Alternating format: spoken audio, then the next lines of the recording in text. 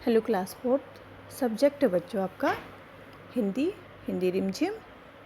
और इसमें देखिए अभी अब कंटिन्यू है पार्ट 6 नाव बनाओ। तो अभी आपका क्वेश्चन आंसर इस पे चल रहे हैं। यहाँ पे देखिए कविता से क्या कहते मेरे क्या बस का, क्या कहते क्या मेरे बस का। क भैया ने क्या बहाना किया और क्यों। तो आपको पता था उसने कुछ बहाना बनाया था कि मेरे बस का नाव बनाना नहीं है। फिर है ख कौन बूंदों और लहरों से लड़ते हुए आगे बढ़ रही थी। तो नाव ये क्वेश्चन मैं करवा चुकी हूँ आपको। किसकी गुल्लक भारी और किसकी हल्की। तो भैया की गुल्लक भारी थी और बच्चे की क्या थी, हल्की। तो क्वेश्चन थोड़ा मैंने रिपीट कराया आपको। अब चलते हैं नाव की कहानी। तो नाव की कहानी देखिए, एक बार फिर से कविता पढ़ो। आपको एक बार फिर से क्या करनी है, कविता पढ़नी है। इस कविता में एक नाव के बनने और पानी में सफ़र करने की कहानी छिपी है। ठीक है, मान लो तुम ही वह नाव हो। मान लो तुम क्या हो, नाव हो। अभी अपने आप को नाव समझो। अब अपनी कहानी सबको सुनाओ। शुरुआत हम कर देते हैं। तो यहाँ पे देखो थोड़ी शुरुआत की है। यहाँ पे मैं एक नाव हूँ, मैं एक नाव हूँ, मैं कागज़ से बनी हूँ। मैं किससे बनी हूँ, कागज़ से बनी हूँ। मुझे एक लड़के ने बनाया। ठीक है, उसका नाम तो मुझे नहीं पता पर वह मुझे बनाने पर खुश हुआ। ठीक है, उसने नाव बनाई इस लड़के ने, तो वह बहुत क्या हुआ, खुश हुआ। बारिश हो रही थी, उसने मुझे पानी में, आगे देखिए, पानी में बहने के लिए छोड़ दिया। तो नाव बनाई तो पानी में क्या कर दिया, छोड़ दिया। मैं बहते बहते दूर निकल गया और आगे जाकर कुछ झाड़ियों में फंस गई। मतलब नाव वहाँ पे फंस गई। तब से मैं यहीं हूँ। आपने देखा होगा कभी कभी क्या रहती है, बच्चों की नाव बनाई रहती कागज़ की और झाड़ियों में कई दिनों तक वहीं पे फंसी रहती है। मैं पानी के कारण गल चुकी हूँ। तो आपको पता है कागज़ अगर पानी में डालेंगे तो क्या हो जाता है, वो ख़राब हो जाता है, गल जाता है। तो वो नीचे से क्या है, जो नाव बनी है वो नीचे से गल चुकी है। और कभी भी मेरे भी प्राण त्याग सकती हूँ। मैं कभी भी अपने प्राण त्याग सकती हूँ, मतलब कभी भी पूरी गल सकती हूँ। तो इस तरीके से आप भी अगर इससे भी अच्छी कहानी आप बना सकते हैं, ये मैंने अपनी तरफ से बनाई है। तो अगर आप इससे भी अच्छी कहानी बना सकते हैं तो आप अपनी बुक्स पे लिखिएगा इसको। अब देखिए बच्चे यहाँ पे, आहा बारिश। तुमने बरसात पर पहले भी कभी कोई कविता या लोकगीत सुना होगा। उसे नीचे दी गई जगह में लिखो। तो आपको क्या करना है बच्चों, यहाँ पे ये आपको खुद से करना है। बरसात पे आपको कोई सी भी छोटी बड़ी जैसी पोएम है तो यहाँ पे आपको लिखनी है। किस पे, बरसात पे। तो बरसात पे आपको यहाँ पे एक कविता लिखनी है। अभी देखिए आगे बढ़ते हैं। इस कविता को पढ़ते समय तुम्हारे मन में कई चित्र आए होंगे। उनके बारे में बताओ या उनके चित्र बनाओ।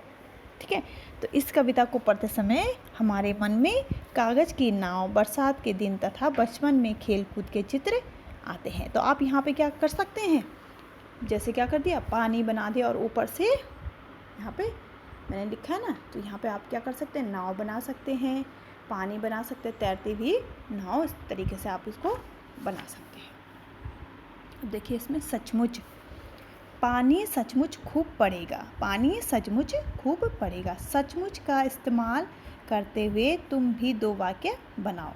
सचमुच, ठीक है, पानी सचमुच खूब पड़ेगा। क, देखिए मैंने दो वाक्य बनाए हैं, क और ख। वह सचमुच भी बहुत भीग गया। कौन, लड़का भी हो सकता है और नाव भी हो सकती है। ख, सचमुच पानी बहुत तेज बरसा। आज क्या हुआ, सचमुच में पानी बहुत तेज बरसा। बारिश क्या आई, सचमुच में बहुत तेज आई। अब चलते हैं सात समुद्र। घिर घिर कर बादल छाया है। यहाँ पे देखिए, घिर घिर कर बादल छाया है, 7 समुंदर भर लाया। ये कविता में ये लाइन्स आई है ना। घिर घिर कर बादल छाया है, 7 समुंदर भर लाया है।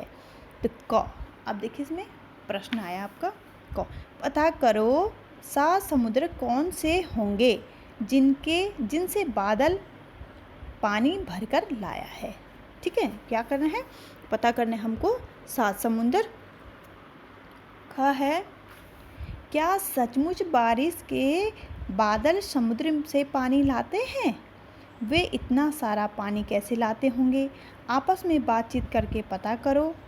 ठीक है, तुम इस काम में बड़ों की या किताबों की मदद भी ले सकते हो। आप बुक से ही देख सकते हैं या अपने बड़ों से इसको पूछ सकते हैं। तो यहाँ पे देखिए जो दो क्वेश्चन थे ये मैंने पीछे सॉल्व किए हैं बच्चों।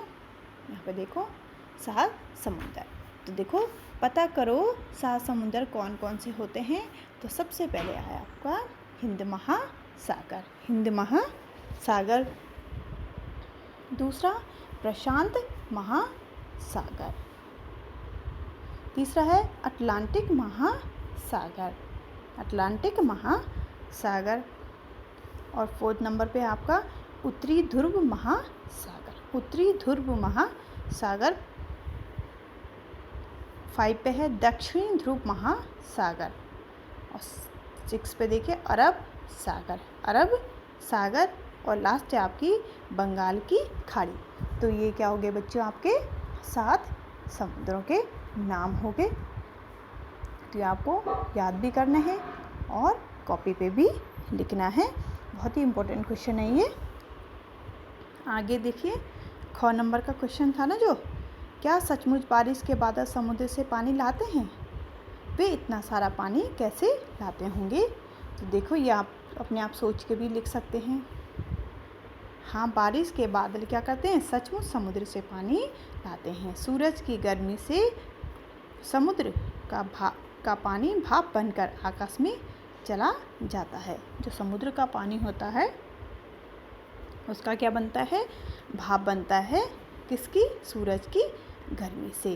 और भाप बनकर कहाँ चले जाता है, आकाश में चला जाता है। वहाँ इकट्ठी हुई भाप धीरे धीरे ठंडी होकर पानी की बूंदों के रूप में बदल जाती है और वही बूंदें बादल का रूप लेकर पानी बरसाने लगती हैं। ठीक है, तो ये आपको जो मैंने पीछे बताए हैं ये 2 क्वेश्चन ये आपके मैंने यहाँ सॉल्व किए हैं। ओके, तो इनको आपको कॉपी पे करना है और ये सारी जो मैंने बुक में कराए ये बुक में ही आपको करने हैं।